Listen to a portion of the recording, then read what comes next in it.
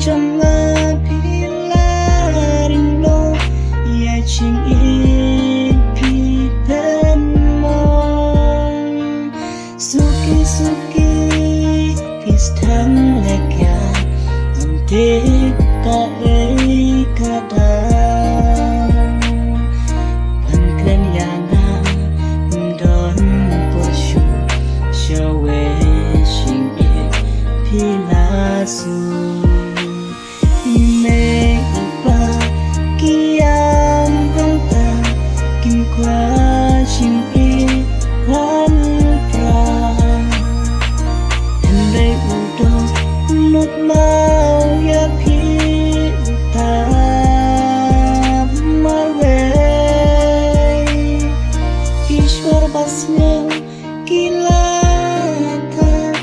ban snap nyaki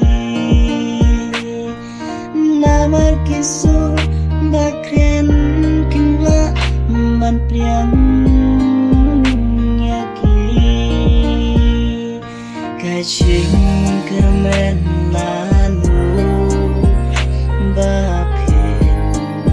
snautu ya chingmen bangatu kachingmen lapingan ai kachingken halatu lanu kin bapin smutu kachingmen lapingan ai nama kisu bapikren kimnas wapan pliang